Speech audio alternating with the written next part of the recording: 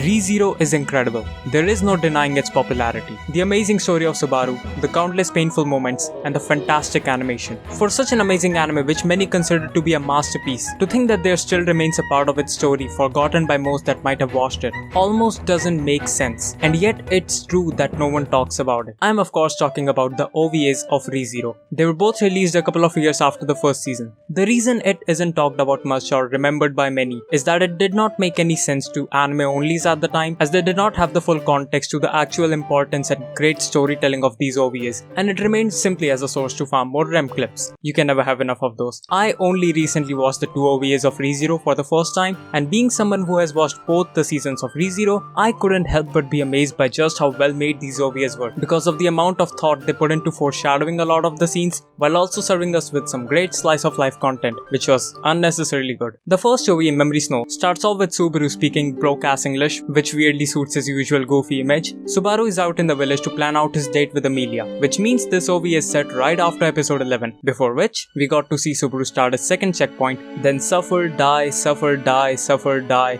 and finally make things right and achieve the depression-curing smile of Rem, which also means this is the first time Subaru can actually have some real rest and happiness ever since entering this world which has been constantly cruel to him. Anyway, he scouts the flower garden for his date, the other characters make an appearance, and the intro rolls. Subaru wakes up from one of those Witch of Envy nightmares only to find an angel sitting across him. I know you're already drooling over the side of Rem. Subaru notices how unusually cold it is, which happens to be the conflict of this OVA. We get to see some small talk, wholesome conversations, and while cleaning, Subaru finds a few hidden bottles of alcohol. This will be useful later on. Amelia arrives on the scene and Subaru expresses how excited he is for their date tomorrow. But Amelia is a bit troubled hearing that and is acting awfully weird. Another thing I should mention going forward, this OVA also references a lot of the shit that Subaru has already been through and will be going through, which is also a nice touch of foreshadowing. Anyway, he wakes up next morning from his fever dream, surrounded this time by freezing cold temperature while the ringtone from hell itself plays in the background, if you know what I mean. He finds Beatrice sneaking around and doing something and of course gets the winter treatment.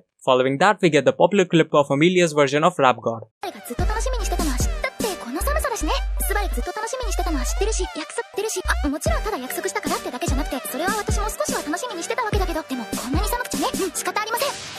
She seems relieved about not having to go for some reason. Well, our boy can only hope that the next day will be a bit warmer, right? Okay, something's obviously going on here! Finally, realizing that something is up, Subaru teams up with Roswell to confront the problem which, surprise surprise, ends up being related to Amelia. Let's just say Puck is sick, and his sickness means that he spews out mana, which of course makes everything cold or something. Oh, like constipation. But that doesn't matter. Check out this cuddly little mean-ass ball. That's cute. This is where it starts to get a bit more slice of life-esque, which OVAs tend to be, where everyone starts goofing around. By that I mean Rem filling up the big bath with mayo that is now frozen, then turning into a cute dog as if asking for a reward for a gracious attempt at pleasing Subaru, to which of course he gets angry. When was the last time that you got to use a good amount of magic, Puck? The last time, huh? It was probably when I fought that lady in black in the capital. I actually ran out of mana then. Well, don't worry, you'll be using a lot more than that real soon. Afterwards, Subaru gets a creative idea to solve this ongoing problem in the mansion by using Puck's magic to create a snow festival. Let's go to New York! Ready? New York? Yeah! Basically, the villagers are taking part in a sculpting challenge, and the winner supposedly gets a reward that's better than a trip to New York. Now that is the most calm and chill arc that ReZero has to offer. Oh, was that? You thought nothing was gonna happen throughout this throwaway looking OVA? Well, look at this fucking rabbit I made and sleep tonight pissing your pants every hour from those hellish nightmares of the snow rabbit. That's not enough? Look at this Ma beast that even Subaru shit scared of, given it's only been an episode since he almost died fighting those. Still not enough? Look at this combined statue of Subaru and Roswell. It's almost poetic when you think how similar yet opposite they both turn out to be in the second season. ReZero just knows how to make even the goofy and funny part of its story, which an OVA is supposed to be, into a seriously well thought out segment foreshadowing major events and recalling the horrifying bumps. Oh god, not the Requiem of Silence. Then, as the day comes to an end, the winner has been selected and rewarded with a bag of chips. Yup, that's definitely better than a trip to New York. Anyway, ladies and gentlemen, we have arrived to the holy sacred promised land. I now present to you the farming land of your favorite Rem and Amelia clips, the drunk party segment. Maybe this is what heaven looks like. Then finally, the party comes to an end with the last outburst of snow from Puck, resulting in a snowfall across the country, as we see the other soon to be important characters, not to mention the first canonical appearance of Betelgeuse. Long ago, my mother discouraged me from doing so. This is, canonically speaking, the first time Echidna has been mentioned in ReZero.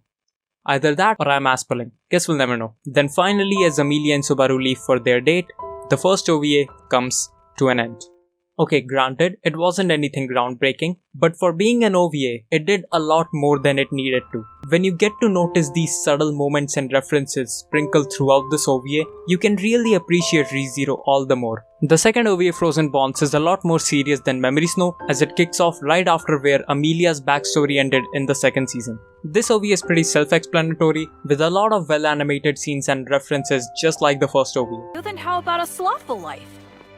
Now that's a word I can't stand for some reason. I only really covered the important bits and references in this video from the first OVA and almost none from the second.